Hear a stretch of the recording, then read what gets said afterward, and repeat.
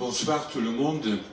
Évidemment, après une telle intervention qui raconte vraiment de l'intérieur, je dirais, ce qui se passe pour ce peuple uigour à travers un destin personnel, celui du père Joer qui est intervenu, mais aussi à travers son témoignage sur ce qu'on peut faire concrètement pour son peuple.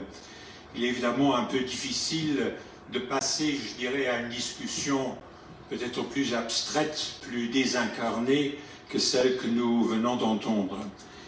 Ce qui est certain en tout cas, c'est que quand nous avons eu l'idée, il y a plus d'1 an, d'avoir à la fois ce dossier sur la Chine, les droits de l'homme, Luxembourg, et que nous avons eu l'idée d'avoir un forum public sur la question, nous ne pouvions pas, je crois, nous rendre compte que l'actualité allait vraiment nous aider à situer vraiment ce problème et à essayer de nous aider aussi pour faire mieux connaître nos analyses par rapport à tout cela. Ce soir, nous ne pouvons malheureusement pas tout discuter. Vous avez l'occasion, pour ceux qui ne l'auraient pas encore lu, de lire le numéro de février de Forum, où vous trouvez pas moins de 9 articles sur une quarantaine de pages sur différents aspects de cette thématique. Je crois qu'on ne va pas répéter ce qui est à l'intérieur de ces articles bien documentés, bien écrits et qui, je crois, savent aussi garder la nécessaire modération dans les formulations qui sont proposées.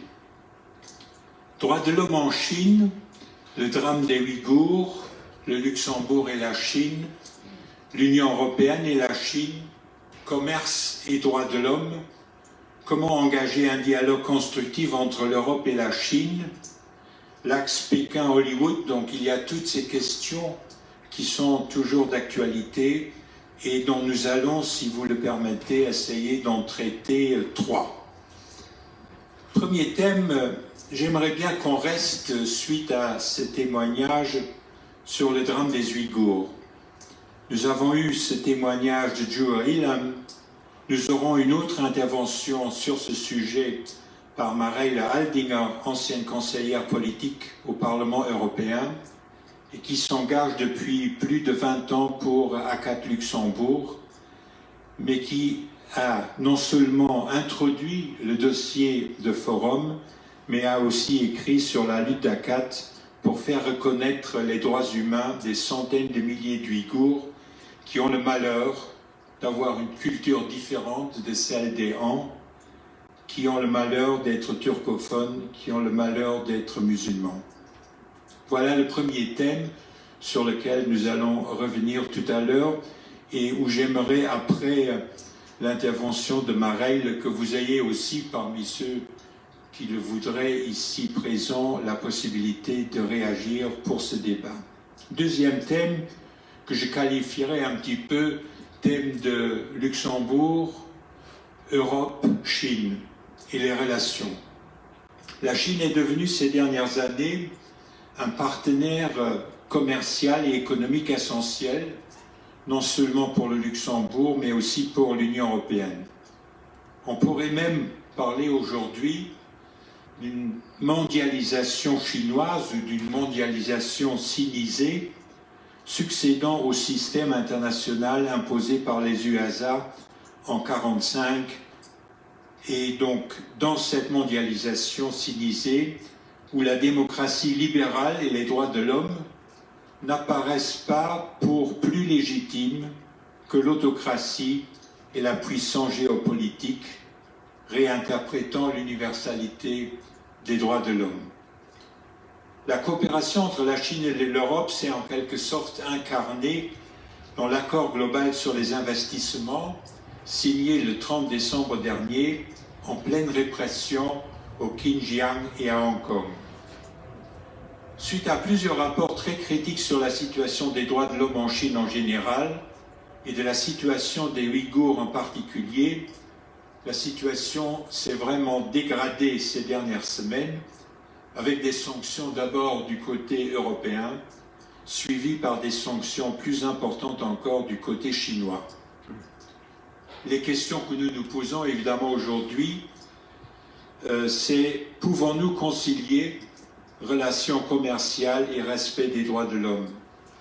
Quel dialogue constructif engagé avec la Chine, puissance géopolitique qui s'affirme par exemple à travers la route de la soie, One Road, One Belt, mais aussi à travers ce que depuis Wuhan et la pandémie du Covid-19, on pourrait appeler comme puissance géo-biopolitique, ce qu'on ressent de manière très forte, par exemple, dans les pays africains. Pour introduire ce thème, et là aussi vous pouvez évidemment intervenir et discuter, nous avons parmi nous Isabelle Wieseler-Lima, députée européenne, porte-parole du PPE dans la sous-commission des droits de l'homme. Elle fait aussi partie du groupe entre le Parlement européen et la Chine. Et donc, à ce titre-là, elle est visée par les récentes sanctions chinoises, comme ses autres collègues de cette sous-commission. Par ailleurs, toujours sur le même thème, Raymond Klein, grand connaisseur de la politique chinoise, de la pensée chinoise, journaliste à Vox, nous rappellera que dans un dialogue constructif avec la Chine, nous aurons tort, nous occidentaux et européens, à vouloir jouer de notre supposée supériorité morale et que nous ferions bien de mieux nous intéresser de près à la culture et à la pensée chinoise. Enfin, et ce sera là le troisième thème, Jean-Louis Tsayen, qui est secrétaire général de la Commission Justice et Paix, président de Fairtrade Luxembourg, et ce qui s'engage depuis de nombreuses années pour le commerce équitable. Aujourd'hui, il est particulièrement actif dans l'initiative pour un devoir de vigilance dans notre pays, mais aussi au niveau européen. Relié donc commerce équitable, droits de l'homme, respect de l'environnement, devoir de vigilance, ce serait le troisième thème de ce soir. Ce qui est d'ailleurs intéressant et ce qui nouveau contribue à l'actualité de notre débat, c'est qu'il y a quelques jours, deux députés des Verts ont posé une question parlementaire. Donc il s'agit de Stéphanie Ampin et de Charles Marc, présents parmi nous ce soir. Cette question aborde plusieurs des questions que nous discutons ce soir, telles que l'accord global sur les investissements, les droits de l'homme et le devoir de vigilance. Malheureusement, donc, nous ne savons pas encore quelle est la réponse des ministres Hasselborn et Fayot à ces questions donc, qui ont été posées par les deux députés verts. Bon, essayons d'aller tout de suite dans le premier des thèmes avec Mireille Aldinger. Je me permets de lui poser la question en allemand. Die China Cables und andere rezente Berichte, comme The Uyghur Genocide du New Lines Institute for Strategy and Policy, le rapport aussi du think tank australien ASPI, haben uns einen definitiven Beweis für die unmenschliche Behandlung der Uiguren durch China geliefert. ACAT hat sich seit einigen Jahren für die Uiguren eingesetzt, gegen Zwangsarbeit, gegen Internierungslager, gegen, ich will mich jetzt nicht festlegen, Genozid, Ethnozid, Völkermord. Aber was kann eine NGO gegen eine Weltmacht wie China eigentlich bewegen? Können wir nur sagen, wie Stéphane Hessel vor einigen Jahren, indignez-vous und schreien, schreien und nochmal schreien? Oder was kann man mehr tun? Mireille. Mireille.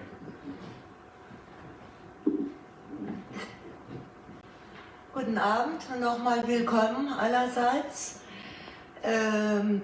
Beginnen möchte ich nochmal mit einem Dankeswort an Forum und insbesondere an Dr. Henning Momalla für die großartige Zusammenarbeit, die wir in den letzten Wochen und Monaten zusammengeführt haben. Bevor ich Ihre Frage, Remo, beantworte, möchte ich ganz kurz nochmal etwas vorwegnehmen.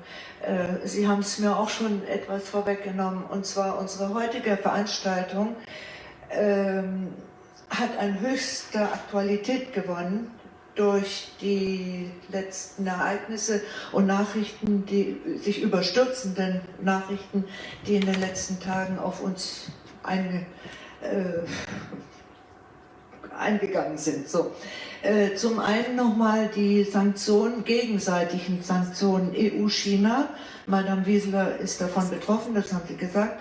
Und inzwischen sprechen doch viele Regierungen, unter anderem Kanada, USA, Frankreich, die Niederlande, sprechen explizit von Genozid. Völkermord, das wissen wir leider, ist ein sehr schwerer Begriff, ein ganz schwerer Vorwurf.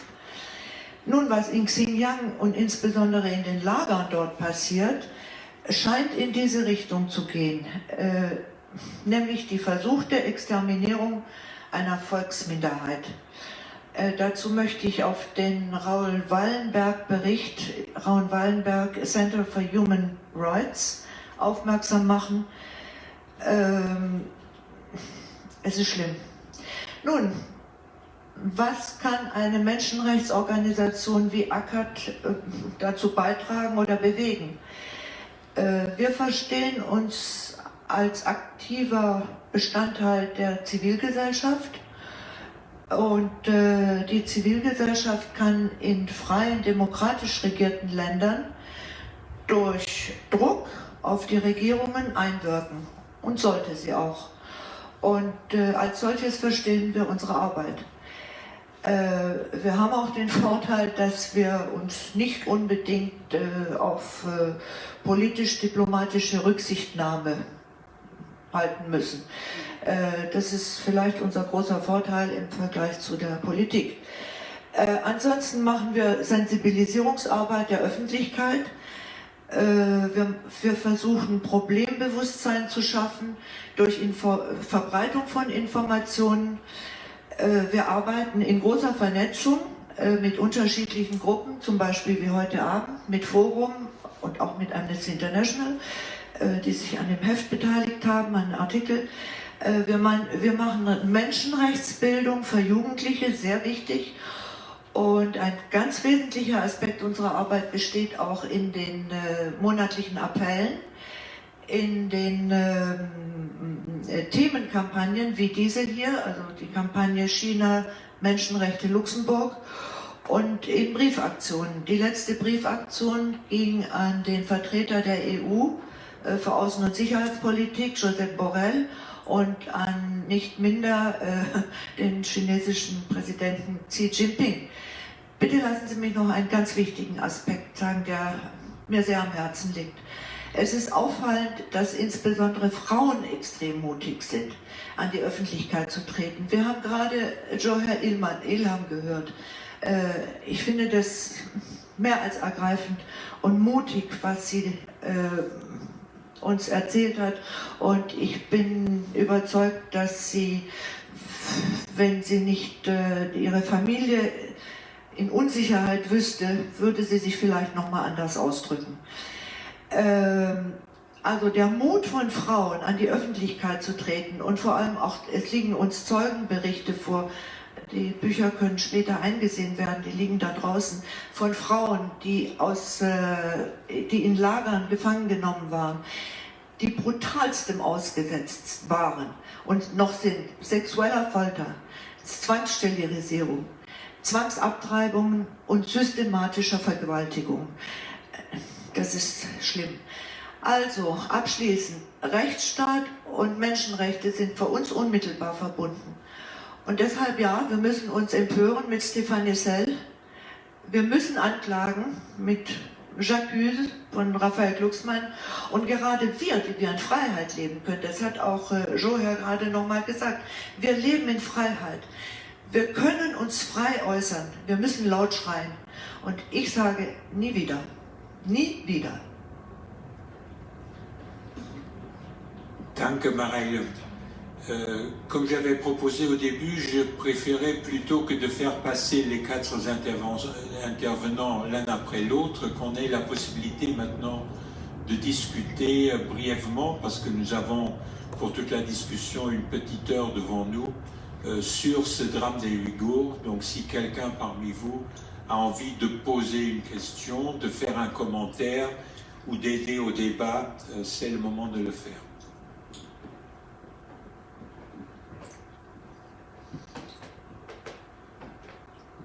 Donc il y a un micro-baladeur qui, comme son nom l'indique, se balade. Charles Marc. Ja, kurz. Die Regeln sind nicht immer die gleichen.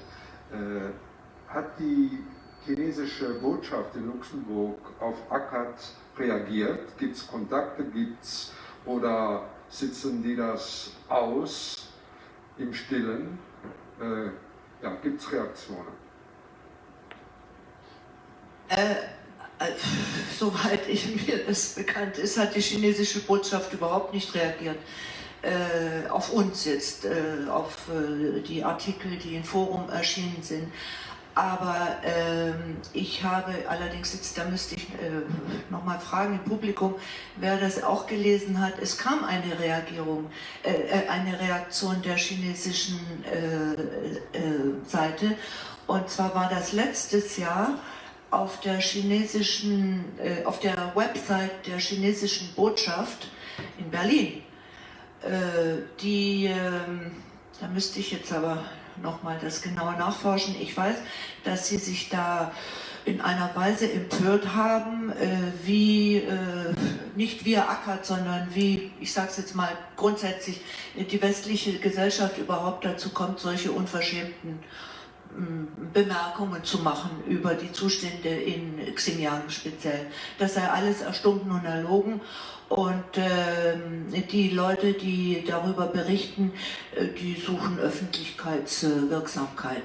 In diese Richtung geht das, also ein Hohn. Aber wir als ACAT sind noch nicht erwähnt worden.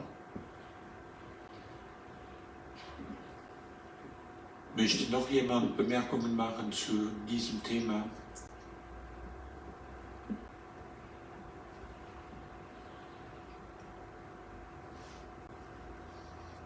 Das scheint im Moment nicht der Fall zu sein. Dann können wir zu dem zweiten Thema kommen. Aber wenn jemand wieder auf die Problematik der Uiguren zurückkommen will, ist das natürlich auch begrüßenswert.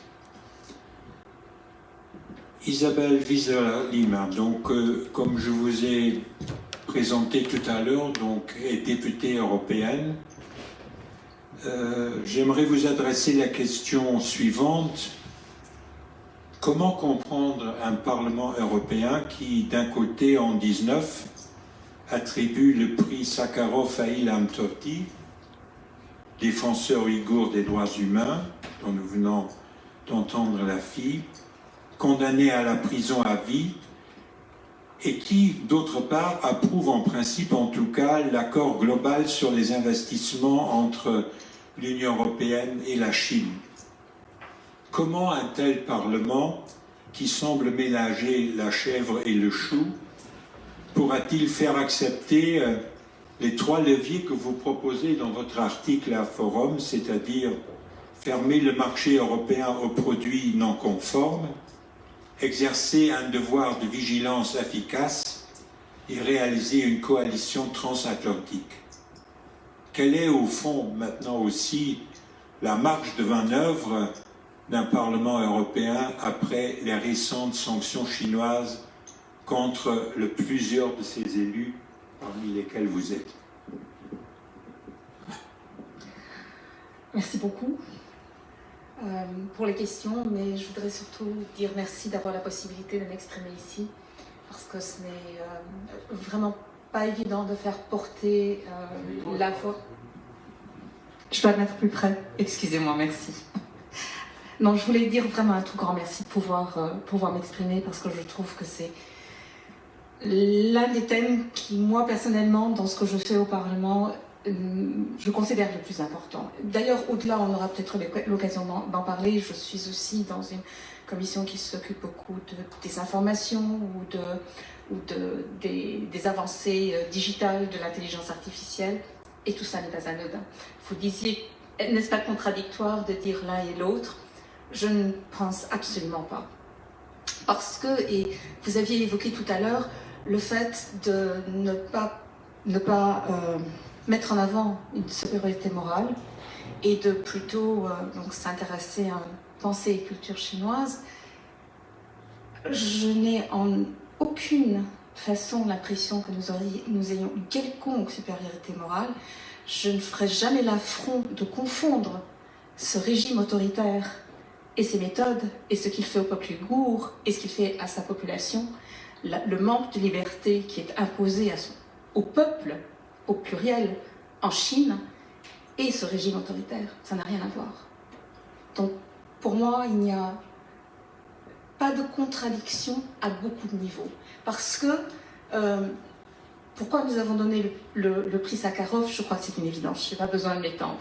On vient d'entendre sa fille, que j'ai effectivement eu l'honneur de rencontrer, et je dois dire c'est extrêmement émouvant parce que quand elle est en présence physique, le message passe encore d'une autre façon. Je suis désolée, là j'ai vraiment la chair de poule.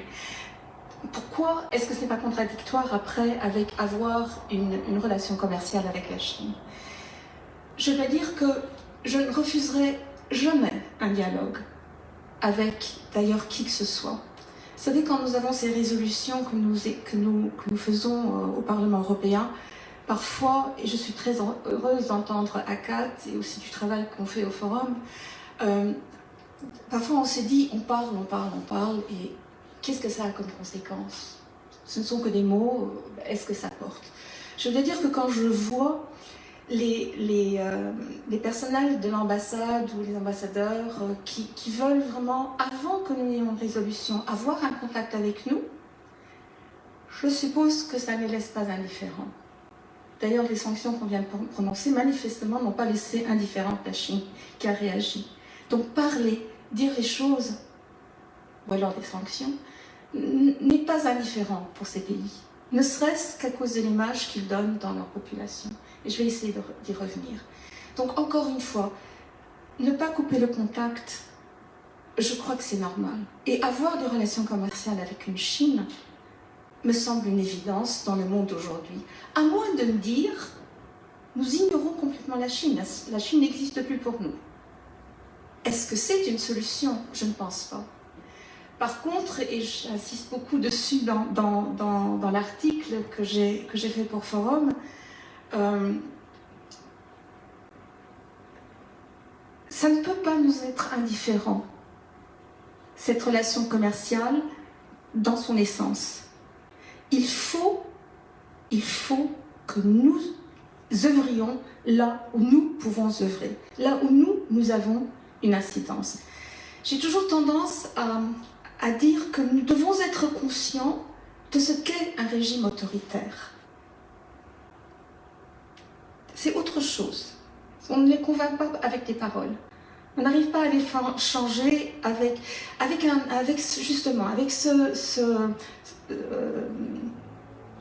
ce contrat d'investissement qu'on aura éventuellement avec eux. On sait bien qu'on n'arrivera pas à changer le régime chinois. On n'arrivera pas avec ce contrat à changer la situation des Ouïghours. On n'a pas réussi avec le prix Sakharov à libérer Ilham Tohti. On n'y arrivera pas. Par contre, quand je vois qu'ils ont été si rapides à dire qu'ils pourraient faire des efforts pour signer les conventions sur le travail forcé, je me dis que ça au moins, on devrait pouvoir réussir. Donc ça, c'est au niveau de la Chine. On a très peu, c'est ma conviction profonde, on a très peu de marge de manœuvre. Par contre, là où nous pouvons faire quelque chose, c'est de notre devoir de le faire. Et ça, c'est chez nous. Et donc, ce devoir de diligence que mon voisin va se faire un plaisir ensuite d'évoquer, nous ne pouvons accepter d'avoir des masques sur notre visage dont nous ne savons pas s'ils sont dus au travail forcé ou non. Je disais tout à l'heure, juste avant notre réunion, je ne veux pas être dans la situation où quand je prends quelque chose en main et il y a marqué « Made in China », je me dis « je prends ou pas ?» Les peuples chinois ont droit à autre chose de notre part. Et nous pouvons, si nous sommes sûrs des produits qui arrivent chez nous, et je crois que 100% certitude, je crois que ce sera très difficile, mais on peut aller dans cette direction. Et c'est d'ailleurs pas seulement la Chine. Dans la Commission des droits de l'homme, chaque séance plénière, on a 3 résolutions, et c'est à chaque fois sur des misères tout aussi terribles que celles qu'on vient d'entendre sur les Ouïghours et dans d'autres pays. Et puis, pour faire un peu le tour, on n'est pas parfait, on le sait bien. Je ne voudrais à aucun moment dire qu'on est parfait, mais on est dans une autre situation. Et je voudrais vraiment, encore une fois, insister là-dessus. William l'a évoqué. Nous avons une chance inouïe et il ne faudrait pas qu'on commence à comparer ce qui n'est pas comparable. Les sanctions imposées par la Chine, nos sanctions imposées à la Chine sont à cause d'actes barbares, inouïs, inhumains. C'est ça que nous sanctionnons. Alors ce que eux, ils ont sanctionné chez nous, c'est le fait d'avoir osé critiquer ce qu'ils font d'inhumain. On n'est pas sur la même longueur d'onde. Et je dis encore une fois, ce ne sont pas les peuples chinois, c'est ce régime autoritaire. Je veux absolument faire la différence. Bon, je ne sais pas si je continue à parler ou... Parfois j'ai l'impression, j'ai peur. Je peux encore. Alors voilà. Je vais vous faire une confidence. Quand j'ai écrit cet article, la première personne à qui je l'avais fait lire, elle m'a dit « Oh, est-ce que tu es négative ?» Négative par rapport à ce que nous pouvons faire. C'est-à-dire, j'avais donné une impression de « on est martelos, on n'a aucun pouvoir ». Il y a comme ça des mots qui viennent mieux dans une langue qu'une autre, excusez-moi. Donc, alors, moi je me suis dit, il va falloir que j'insiste sur ce que nous pouvons faire et sur ce que nous devons faire à mes yeux. Alors j'ai dit que dénoncer, déjà pour commencer. Parce que quand nous dénonçons, quand nous disons que les choses sont là, eh bien, les choses ne se passent pas dans l'ombre. Et les gens sont au courant. Et en plus, les gens là-bas savent que nous savons. Parce que il n'y a pas, justement, que ce régime autoritaire, il y a tous les gens, toutes les personnes qui travaillent, qui sont des défenseurs des droits de l'homme, qui sont des défenseurs des droits de l'homme et qui mettent leur vie en danger. Donc dénoncer est extrêmement important. Cette fois, ce que ACAT fait, ce que vous avez dit au départ, et nous, en tant que politiciens, on doit faire la même chose. Dénoncer. Et ensuite condamner. Dire qu'on n'est pas d'accord. Non seulement dire les faits, mais dire aussi qu'on n'est pas d'accord. Et c'est aussi d'ailleurs seulement si on dénonce qu'on peut imposer des sanctions.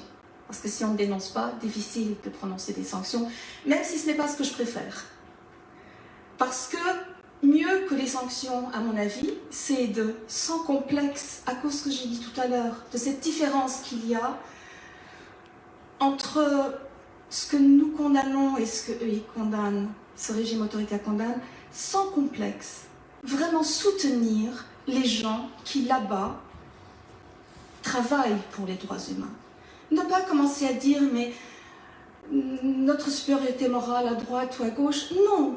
Je veux affirmer que ces droits humains sont des valeurs universelles. Je ne veux pas, tout simplement, mettre ça en cause et donc aider les gens là-bas, de toutes les manières possibles et imaginables. Même avec des campagnes, si nécessaire.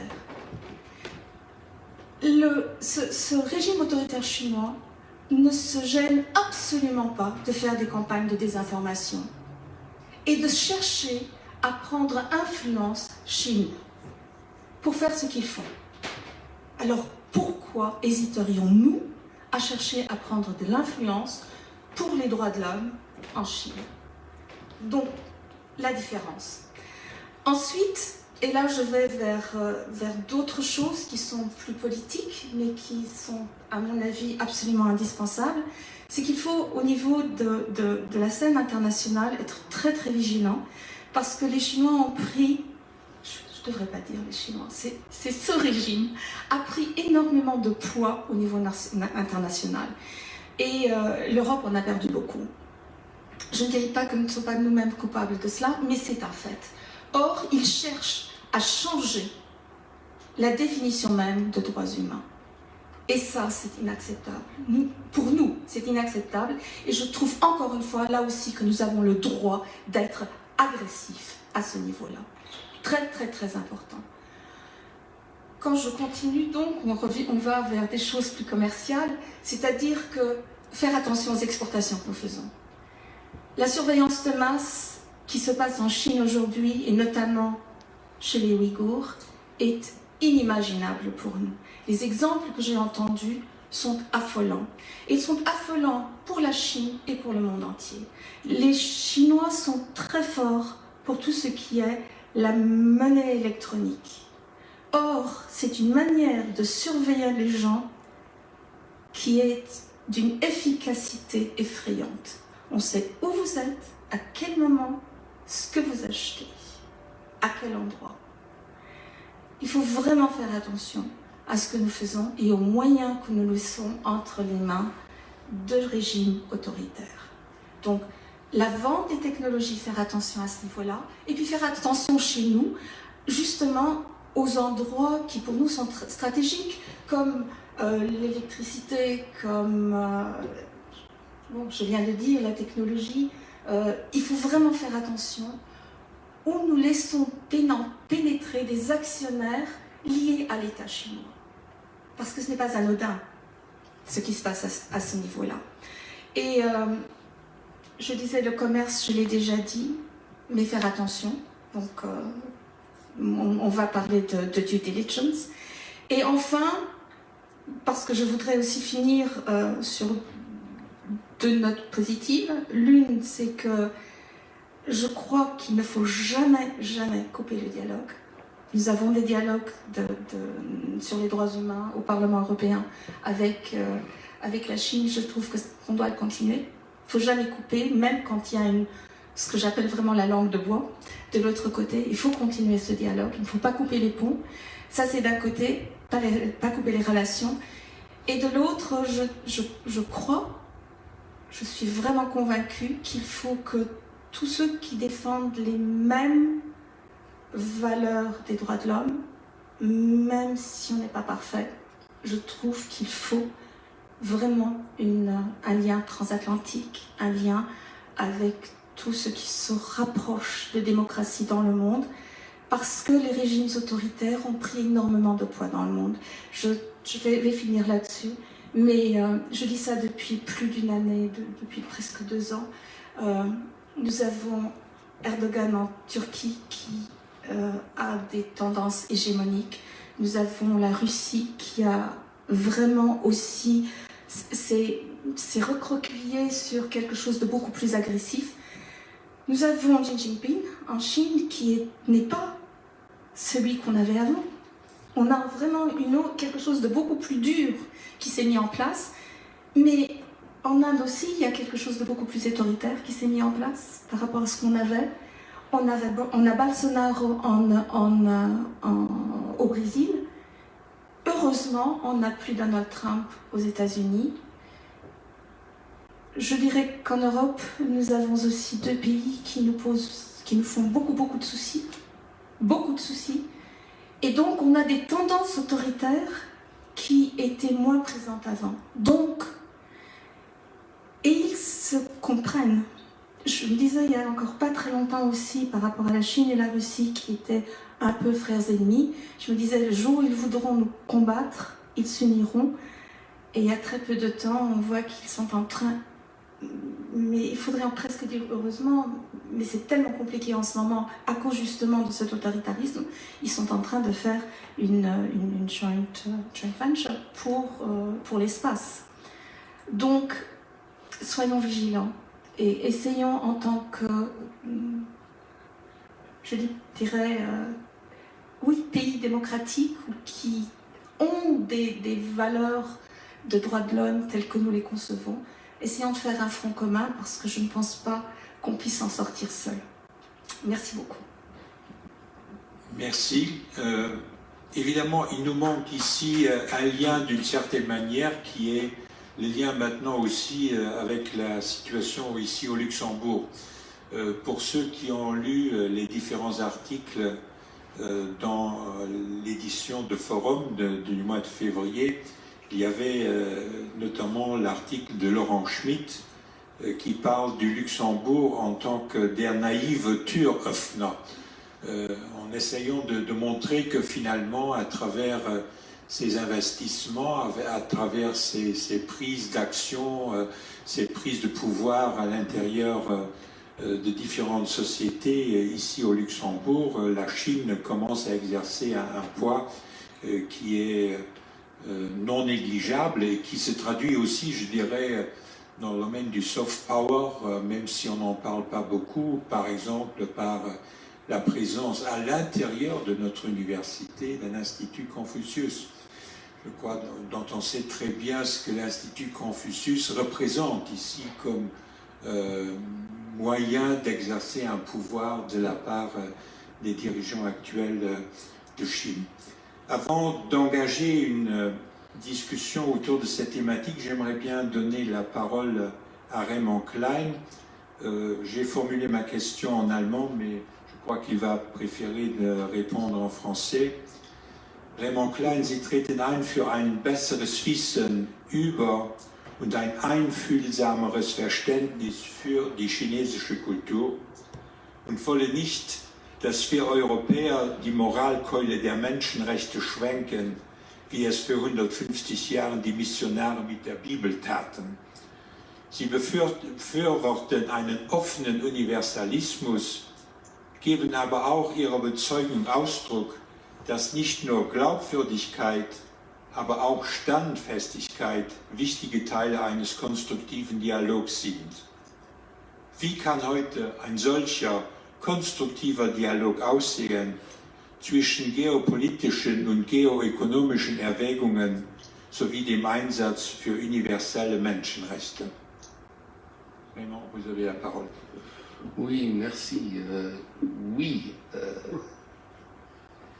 Moi, je pense, comme Madame Wiesler-Lima, que ce dialogue, il est très important, que ce serait très dangereux de le couper, mais j'ai l'impression que beaucoup de forces poussent actuellement à le couper et faire des raisonnements, comment dire, selon une logique qui ne respecte pas du tout la façon de voir des gens d'en face.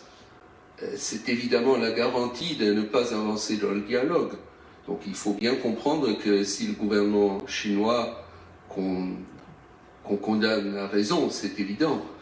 Si ce gouvernement peut expliquer à son propre peuple que la Chine est attaquée de toutes parts, c'est très profondément ancré dans l'histoire de la Chine et l'histoire récente de la Chine, où l'Occident donc a essayé de coloniser la Chine, a humilié la Chine.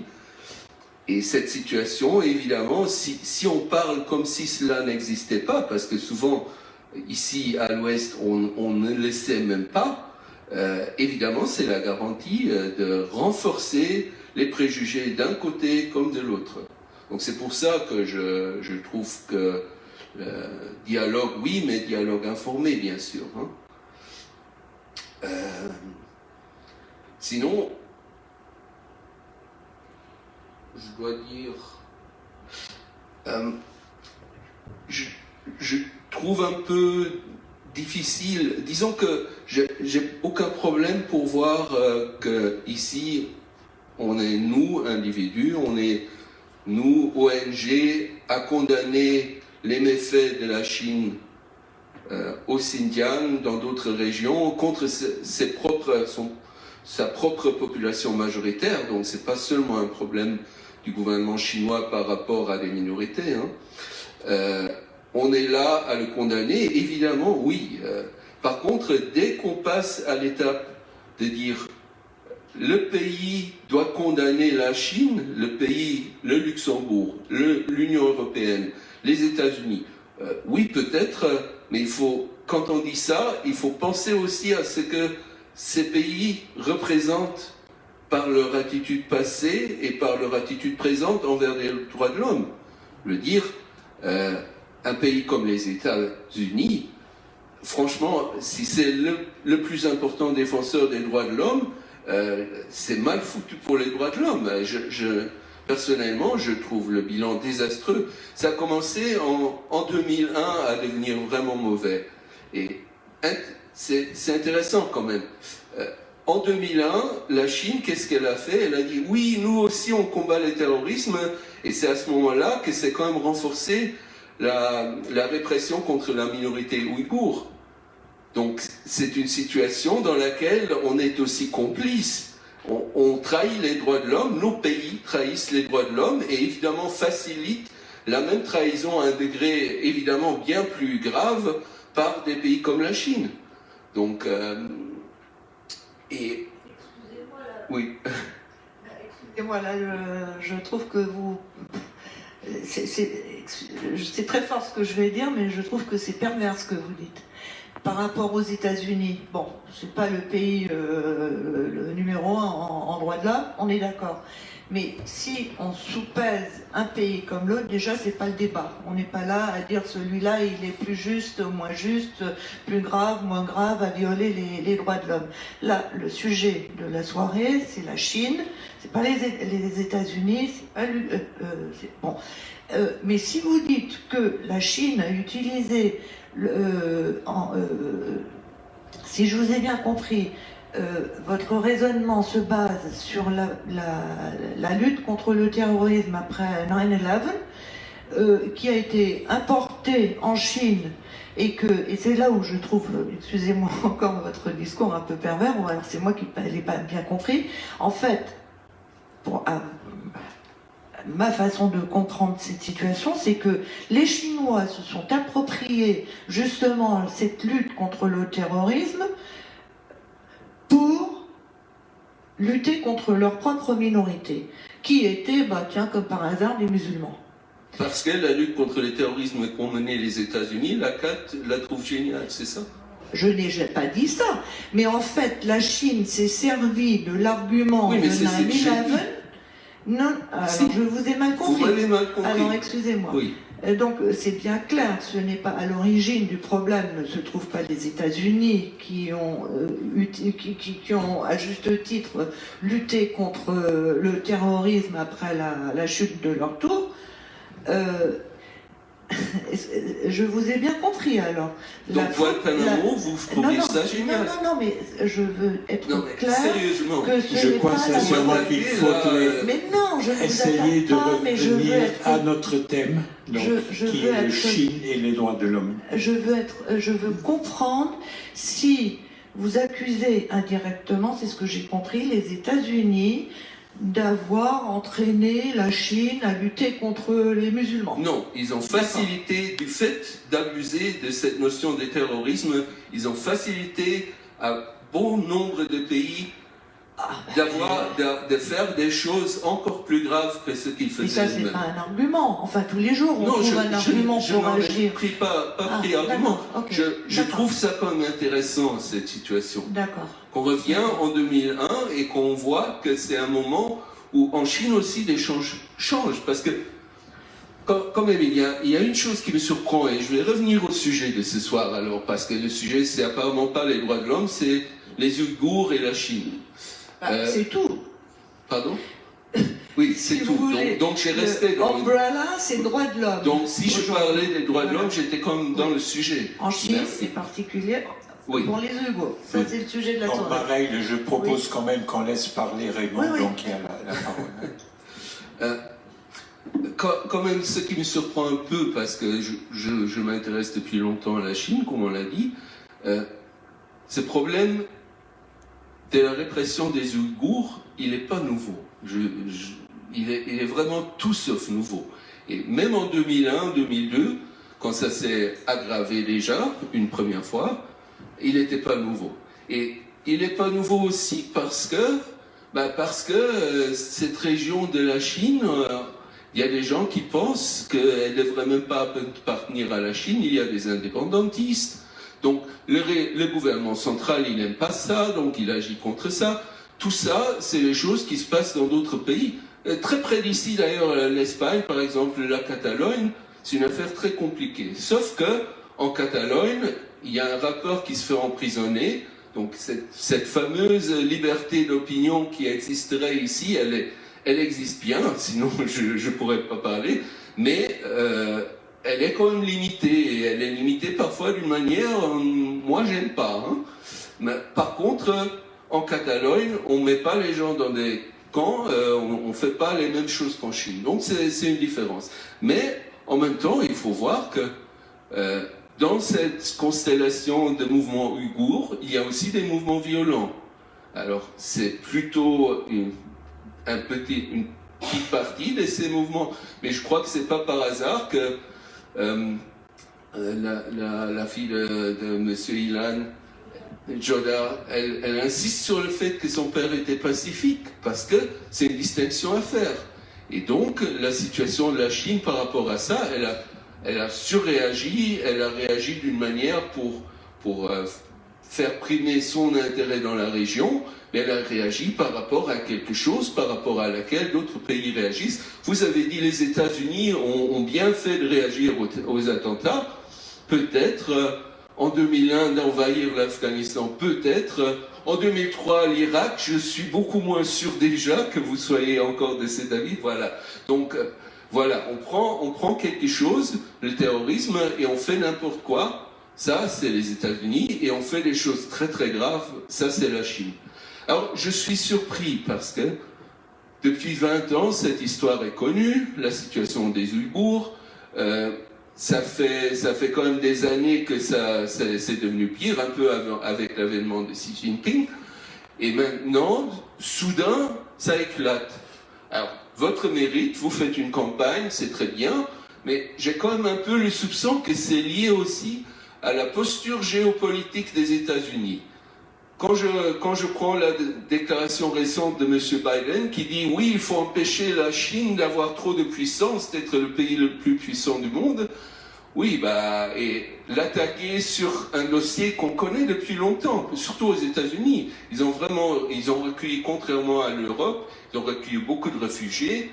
Donc c'est un pays qui connaissait ce sujet, et là, soudain, il devient important.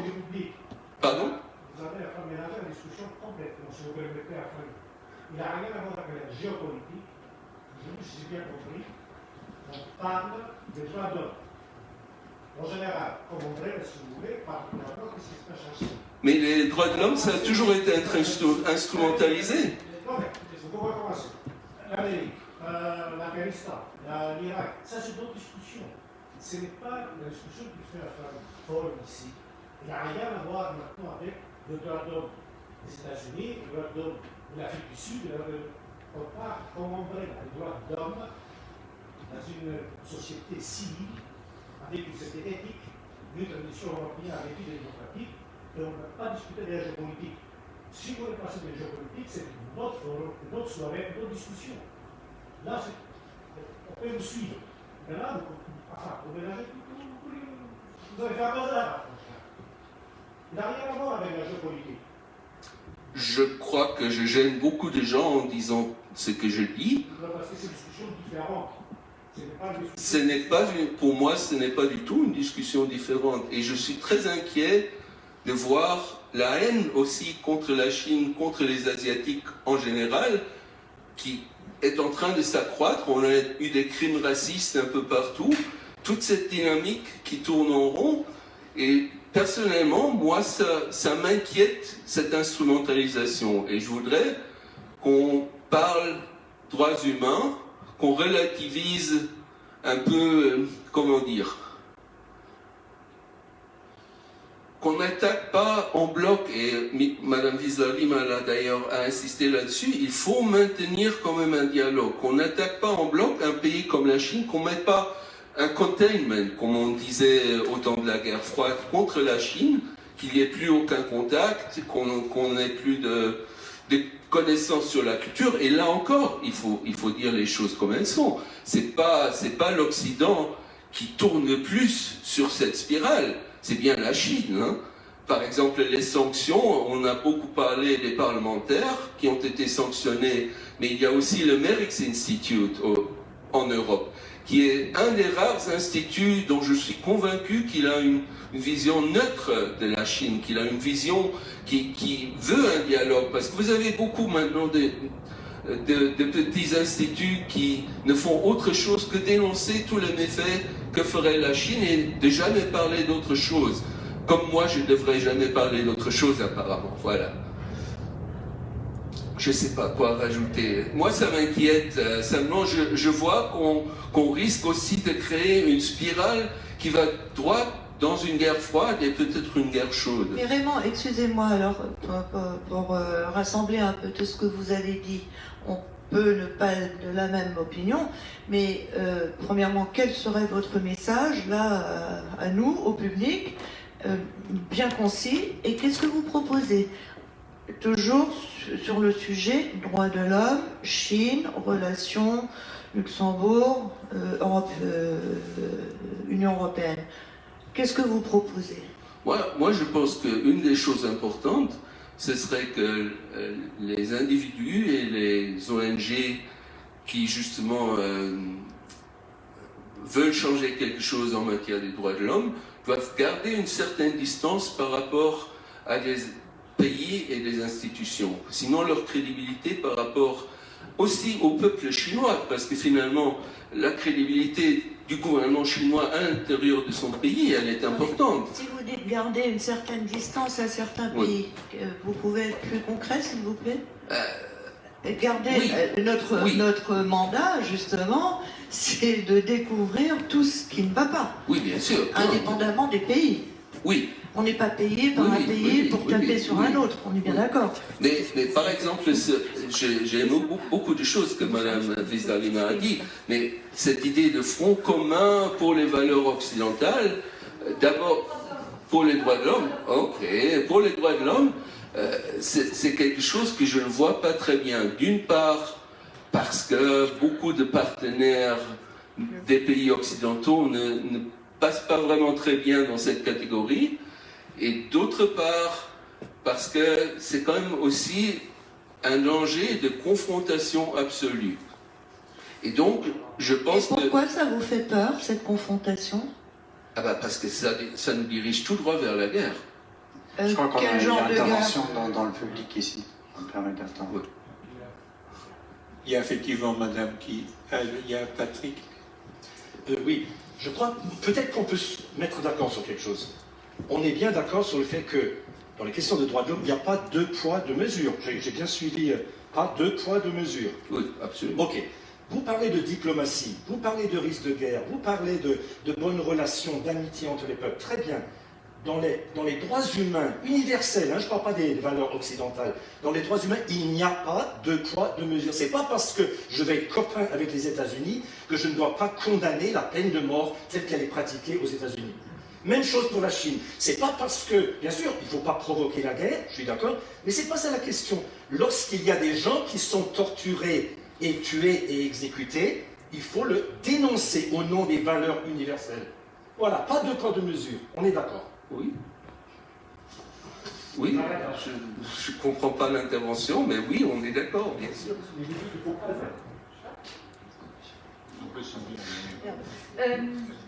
In der ganzen Diskussion und in den Beiträgen hat die Frage, also wer hat eigentlich das Recht, dieses Verhalten oder diese Politik von einem autoritären System wie China zu kritisieren? Wer hat die moralische Integrität, zum Beispiel den Gebrauch, den die chinesische Regierung von dem Antiterrorismuskampf gemacht hat? Man kann das sehr schön nachlesen in all diesen Entgegnungen von den chinesischen Botschaften überall in Europa. Also den Gebrauch, den die davon machen. Also wer hat das Recht, da etwas gegen zu sagen? So. Und natürlich haben Sie vollkommen recht, also das ist Das ist ein extremer GAU gewesen, 9/11. Also das ist immer noch ein immenser Flurschaden für die Demokratie, für die Rechtsstaatlichkeit, für die Menschenrechte, was die USA da veranstaltet haben. Und das ist ja leider Gottes immer noch nicht fertig. Guantanamo ist ja immer noch nicht aufgelöst, das wissen wir alle. Das ist das Erste, was ich sagen möchte. Wir als Menschenrechtsorganisation zum Beispiel, wir haben diese Integrität. Ja? Also das ist ja auch der Vorteil, dass wir deshalb auch offen sprechen können, unter der Voraussetzung, dass wir, und das macht Amnesty und das macht auch ACAT, dass wir sehr genau hinschauen, unabhängig von dem System.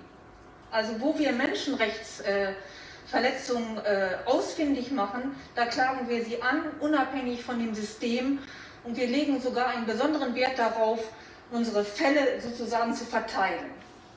Also dass man uns da keine Parteilichkeit vorwerfen kann. Das ist der nächste Punkt. Und also ich hänge immer noch an dieser Sache mit der Integrität. Ja, natürlich hat Amerika ganz viel politische und moralische Integrität verspielt.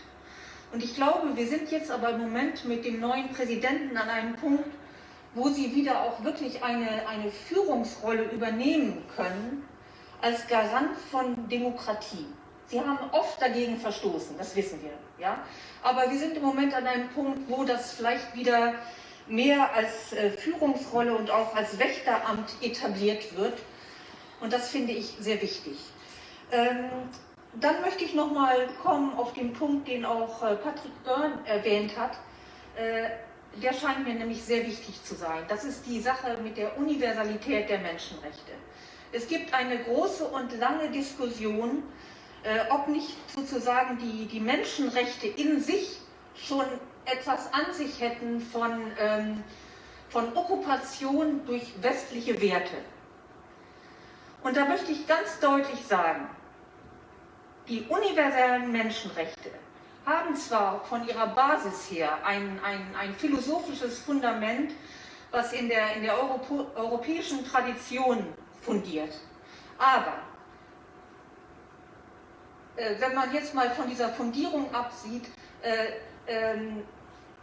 also universell bedeutet, sie gelten überall, unabhängig von allen Kulturen, und sie sind nicht zu relativieren und sie sind auch nicht zu relativieren, dadurch, dass man sagt, der Westen hat ja überhaupt kein Recht, so etwas aufzustellen, oder die sind westlich bestimmt, der Westen hat ja allen Kredit verspielt. Nein, die universellen Menschenrechte sind unantastbar. Und ich habe heute in der Zeitung einen sehr interessanten Satz gelesen im Luxemburger Wort. Da war die Rede von Myanmar. Ich weiß nicht, ob noch jemand das gelesen hat. Davon, also die Generäle in Myanmar können sich erhalten, weil sie unterstützt werden von China. Also da sind ja chinesische Interessen auch im Spiel. Und ich möchte einen Satz zitieren, der letzte Satz: Das Gerede von chinesischen Werten ist Unsinn. Niemand lebt gerne in Angst vor seiner eigenen Regierung. So. Und ja, voilà. Bon, je crois que nous allons essayer peut-être de terminer sur ce thème-là, parce qu'il reste le dernier thème, et je crois qu'il est très important aussi. Il ne faut pas ne pas avoir le temps de le traiter. Mais il y avait Isabelle qui voulait encore dire brièvement. Je serai moins philosophique que Christina, mais je voudrais simplement... Ce sont des réflexions qui me sont venues vraiment quand vous parliez. Je dis votre prénom. Tout ne peut pas être fait au nom de la lutte contre le terrorisme. Je crois qu'on est bien d'accord. Les États-Unis ont sûrement fait des erreurs. Je crois que quand on parle, et probablement pas à tort, qu'on commence à évoquer génocide en Chine, je crois qu'on est encore à un autre niveau. Et puis, une autre chose qui m'est venue à l'esprit, c'est que les Ouïghours sont des Chinois ou non. Donc on se retrouve dans une situation qui est je crois que quand nous acceptons de donner des excuses à ce gouvernement chinois, nous faisons un tort immense, moral, au peuple chinois. Et c'est vraiment... Bon, je vais m'arrêter là-dessus. Il y aurait des tas de choses que je voudrais dire, mais je crois que ça, c'est presque ce qui est fondamental. Merci. Merci. Un mot encore de ta part. J'ai pas répondu à une partie de ta question et je crois que maintenant ça s'impose. Tu as parlé d'une vision, je ne sais plus comment tu l'as caractérisé, des droits de l'homme et aussi de l'intérêt de un peu regarder la pensée chinoise, pensée asiatique peut-être. Personnellement, je trouve ce que vous dites, à la fois je le trouve très bien parce qu'il faut... Évidemment, on ne peut pas dire les droits de l'homme ici et pas là. En même temps, je crois, sincèrement, et ça c'est un peu pensée asiatique, les droits de l'homme, ce n'est pas quelque chose de statique, c'est un processus. C'est un processus, heureusement, parce que quand j'étais jeune, les droits de l'homme, pour des personnes à options sexuelles différentes, ça n'existait pas. C'était peut-être dans le texte, mais ça n'existait pas. Donc heureusement que c'est évolutif. Et si c'est évolutif, il faut aussi écouter quand des gens, et là je ne parle pas du gouvernement chinois bien sûr, qui s'approprie là encore une idée, mais des gens, des philosophes qui disent voilà les droits économiques et sociaux, ils ont peut-être été négligés, il faut rediscuter sur leur place dans la charte des droits de l'homme, des choses comme ça. Moi, je trouve que c'est des débats à avoir. Mais évidemment, il ne faut pas laisser quelqu'un comme le gouvernement chinois l'instrumentaliser. Mais c'est justement en ayant le débat qu'on empêche aussi les gouvernements de les instrumentaliser. Voilà. Merci. Sur cette question de l'universalité des droits de l'homme et aussi de ce que tu disais, donc cette manière de voir cette universalité de manière ouverte, je crois qu'il y aurait encore de longues discussions à faire. Elles se font d'ailleurs à travers le Parlement européen, dans d'autres instances. Il y a aujourd'hui aussi, et je crois que c'est un mouvement très intéressant, un certain nombre d'intellectuels et de penseurs africains, par exemple, qui essayent de présenter une autre vue de l'universalité qui ne va pas contre l'universalité telle que nous la connaissons, mais qui essaye un petit peu comme le dit Raymond, de voir que ce n'est pas les 10 commandements qui sont fixes une fois pour toutes, mais c'est quelque chose qui est en évolution et qui doit se perfectionner. Et je crois qu'on ne peut le perfectionner aujourd'hui que de manière universelle, c'est-à-dire en incluant tout le monde qui est concerné par cette chose. Terminons sur le dernier thème avec Jean-Louis Zayen, donc Fairtrade tritt seit Jahren mit schönen Teilerfolgen für einen fairen Handel ein. Aber wie kann man konkret Made in China mit Made in Dignity verbinden? Wie kann man eine Sorgfaltspflicht für Lieferketten für ein Land wie China einklagen? Wie stehen Sie zu Boykottinitiativen gegenüber multinationalen Firmen, die diese Sorgfaltspflicht, aber auch Menschenrechte oder Umwelt nicht berücksichtigen? Vielen Dank.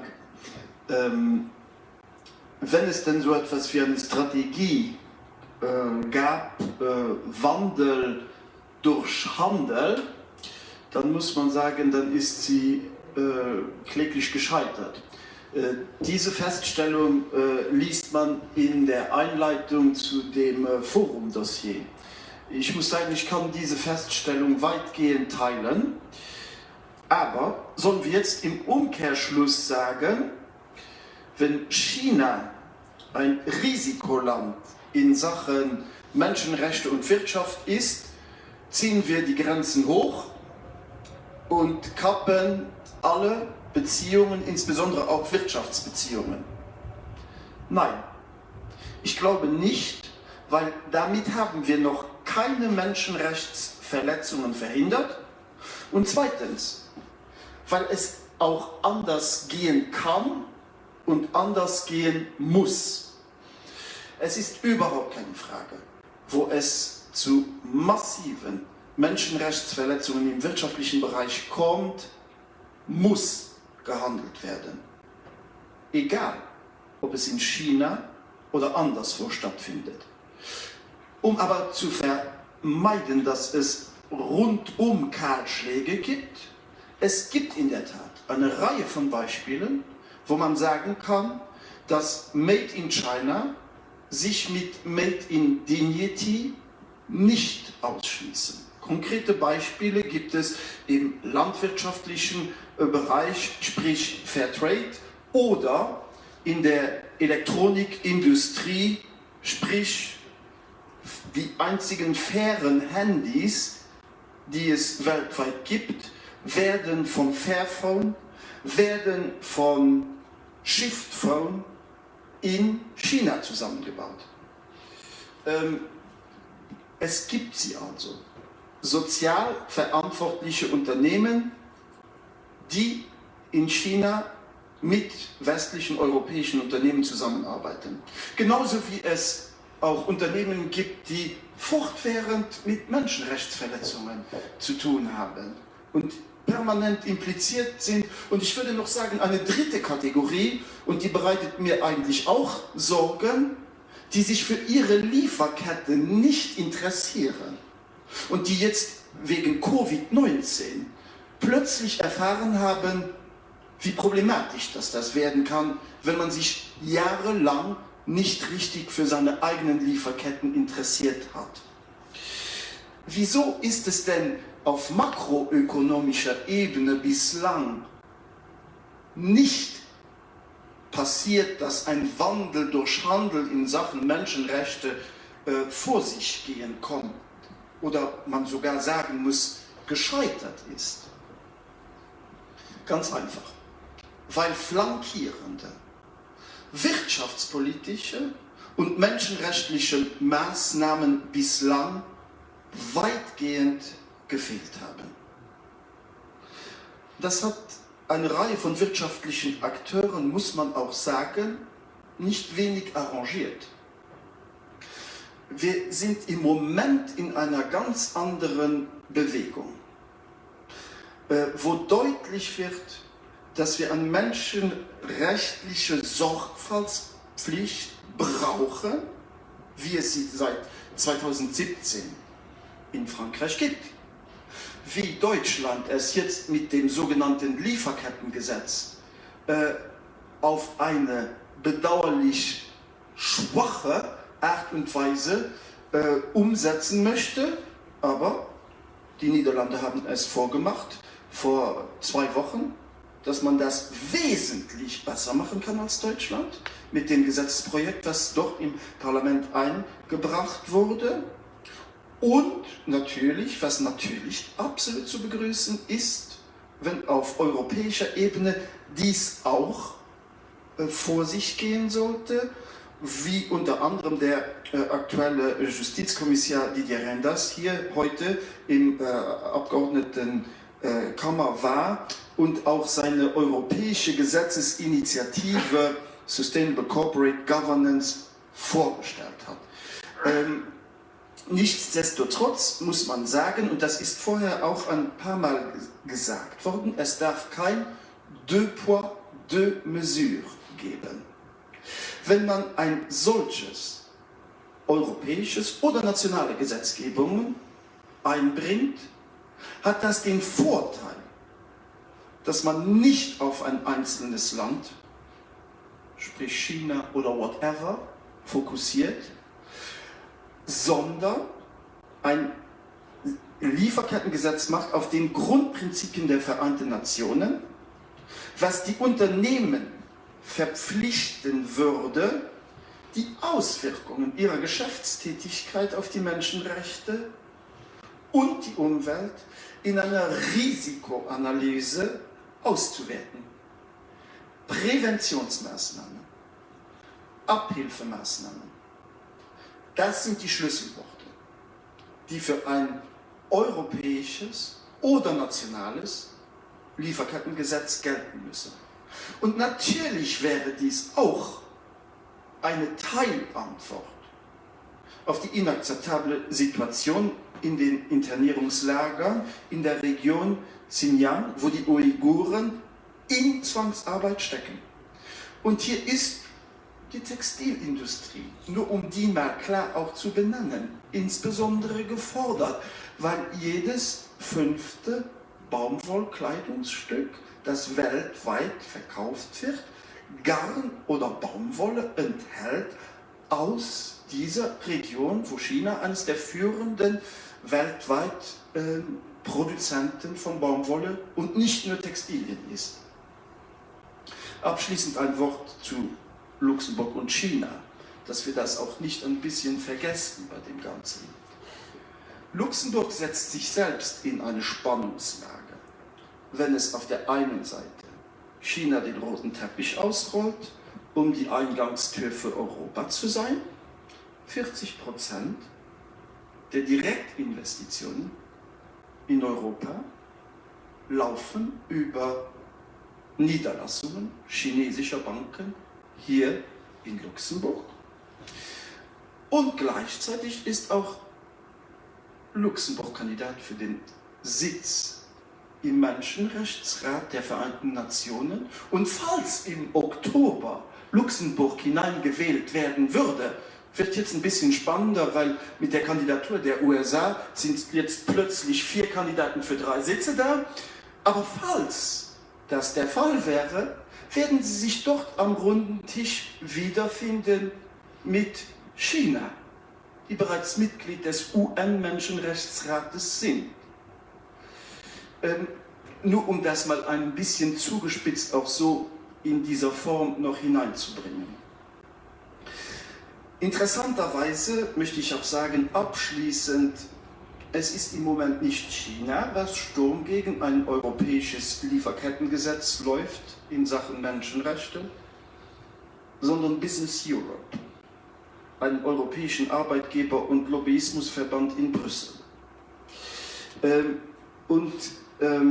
Ein Lieferkettengesetz, das wird sicherlich nicht alle Probleme auch in Sachen Menschenrechte und wirtschaftliche Aktivitäten lösen können, aber es wird ein wesentlicher Beitrag sein zur Verantwortlichkeit der Unternehmen, wenn sie ihre Lieferketten über Tausende von Kilometern auch organisieren. Und ich glaube, und da werde ich mich selbstverständlich mit meinem letzten Satz anschließen an das, was gesagt wurde, weil ich auch davon überzeugt bin, es gilt darüber hinaus, den Dialog weiterhin nicht nur zu suchen, sondern auch zu stärken, was auch China anbelangt. Au fond, ce serait une excellente conclusion là, pour notre débat, mais je voudrais quand même donner, s'il y a quelqu'un qui souhaite prendre la parole, d'intervenir sur ce thème du droit de diligence ou de vigilance, ou comment on l'appelle. Donc qui, comme je l'avais rappelé aussi, est présent dans la question parlementaire qui a été posée ici au Luxembourg et qui est effectivement, je crois, pour les années qui viennent, peut-être l'un des enjeux importants où nous pouvons, d'une manière, je dirais, presque harmonieuse, essayer de mettre ensemble la défense des droits de l'homme, le droit de l'environnement et la dignité des peuples concernés. Est-ce qu'il y a encore une autre prise de parole demandée? Sharon? Ah, d'accord. Ah, pardon. Ja.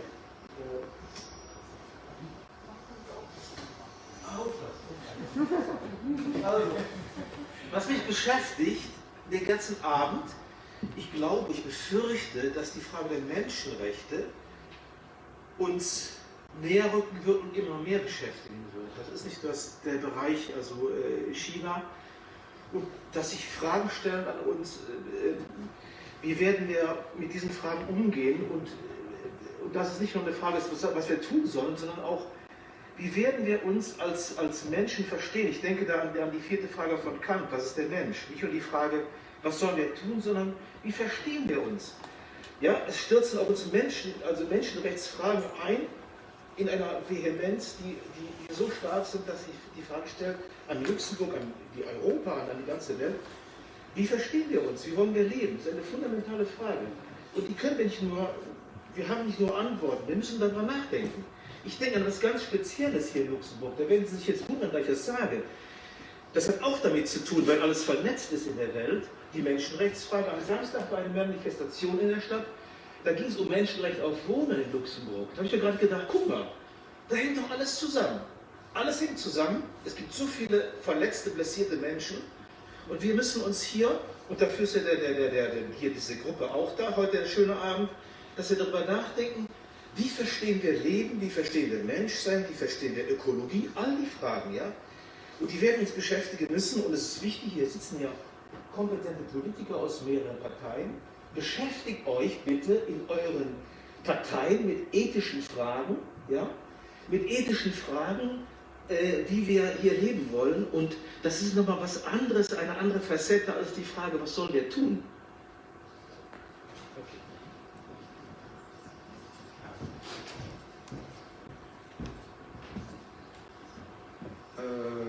Oui, merci pour ta réflexion, parce qu'elle m'amène justement à parler du rapport entre politique et ONG. Depuis que je suis dans le bain politique, la politique est une question de rapport de force. Et il faut les ONG. Et la politique et les... Pardon, mais on a d'autres partis aussi, on n'est pas du même parti, on défend les mêmes causes. Quand il y a un poids dans la société civile qui monte les politiques, dans l'exécutif, sans sous pression. Et donc,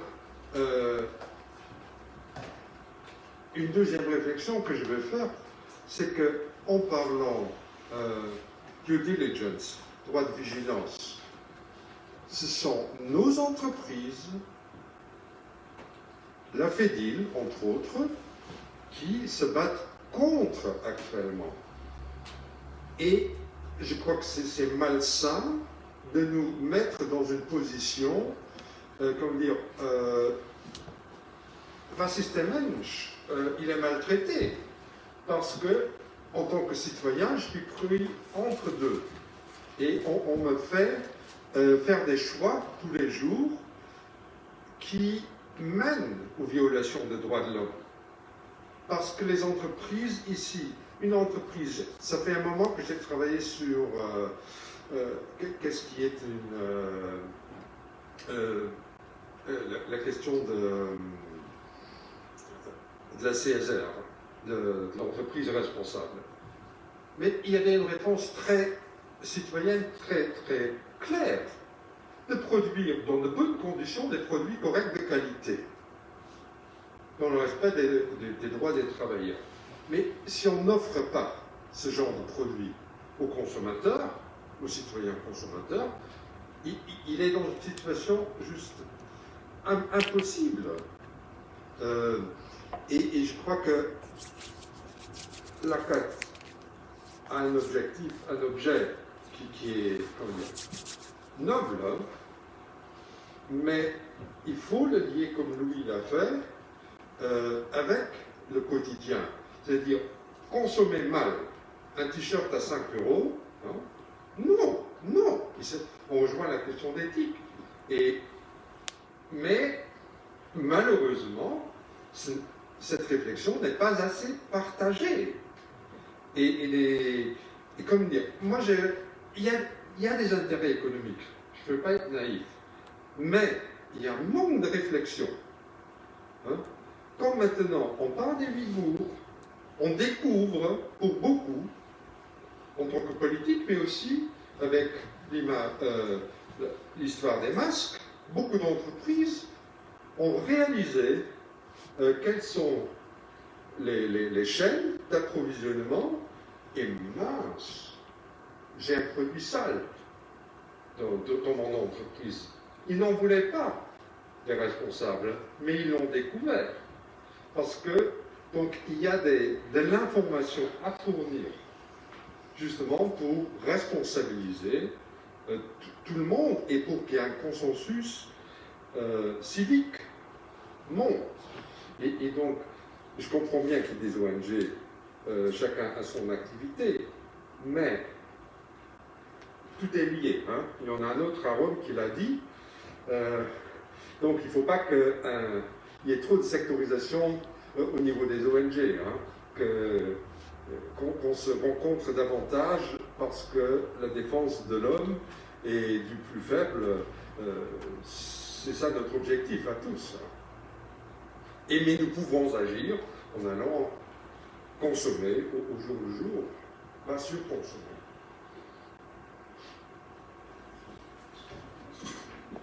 Oui, je crois qu'il faut quand même essayer d'arriver à la fin maintenant. Donc, est-ce qu'il y a encore quelqu'un qui souhaite peut-être... Il y a une madame tout à fait au fond, là, je vois à droite.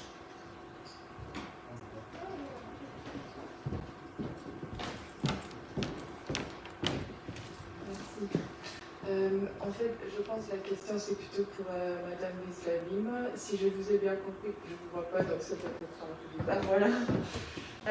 Si je vous ai bien compris, vous avez dit que dans le dialogue avec la Chine, l'Union européenne est relativement impuissante. Donc là, je me demande, est-ce que c'est envisageable de demander comme condition pour l'accord de Trade Agreement au moins la ratification de l'OIT?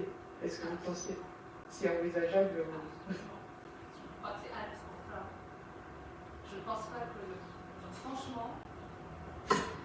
Franchement, je parle en mon nom, mais je vous dis mon intime conviction, je ne pense pas que le Parlement ratifiera cet accord si la Chine ne ratifie pas au moins ces deux conventions sur le travail forcé. Je crois que c'est le minimum. Je l'avais aussi écrit tel quel dans l'article. Je sais pas, c'est pas quelque chose que j'invente ce soir. C'est vraiment ce que j'en suis absolument convaincue. Sans certitude, bien sûr, mais c'est mon intime conviction. Merci. Je crois qu'il faut essayer d'arriver à la fin de ce débat, donc qui était un débat. Vous aviez déjà pu. Je préfère donc maintenant essayer de conclure ce débat que je trouvais peut-être pas toujours très clair, et c'est peut-être aussi la faute à l'animateur que je suis, mais je crois qu'il était quand même très enrichissant parce qu'il nous a montré les différents aspects d'une problématique qui est loin d'être simple, donc où on ne peut pas d'un côté parler universalité des droits de l'homme et de l'autre côté des choses qui ne marchent pas. Je crois que tout est imbriqué. Il faut essayer de se retrouver là-dedans, ce qui n'est pas toujours simple dans une situation qui devient de plus en plus complexe et compliquée. Mais je crois ce que nous avons, et ce que personnellement je retiendrai comme conclusion de ce débat, c'est qu'entre la Chine et le reste du monde, entre la Chine et les droits de l'homme, il faut qu'il y ait ce dialogue, un dialogue qui soit un dialogue ouvert et constructif, où chacun puisse affirmer clairement quelles sont ses convictions de fond, quels sont les droits par rapport auxquels il se réfère, comment il entend engager l'avenir de son peuple et des peuples qui l'entourent. Je crois que c'est à partir de cela, et en maintenant aussi chacun, je dirais, une position aussi claire que possible, que nous pouvons avancer par petits pas. Il n'y aura pas, je pense, dans ce domaine de grande révolution. On ne convaincra pas les Chinois d'un jour à l'autre de changer de méthode et de changer de régime et de changer, disons, la manière dont ils conçoivent leur monde. Mais je crois que nous ne devons pas désespérer, petit pas par petit pas, d'essayer d'avancer et de rester dans ce dialogue en gardant chacun aussi la compréhension et la dignité de l'autre. Pour terminer, je voudrais remercier d'une part Henning et le Forum tout comme ACAT, d'avoir organisé ce débat. Je voudrais remercier Raymond, Mareille, Isabelle et Jean-Louis d'avoir participé à ce débat. Et avant de terminer, je voudrais aussi vous rappeler ce qu'a dit Patrick tout à l'heure, donc de cette initiative qu'ils ont prise là, au sein de l'ACAT, de financer, si j'ai bien compris, un film autour de cette problématique. Et je crois que c'est bon peut-être que vous y réfléchissez avant de sortir de la salle. Plus que réfléchir par un acte concret. Un grand merci et bonne soirée encore à tous et à toutes.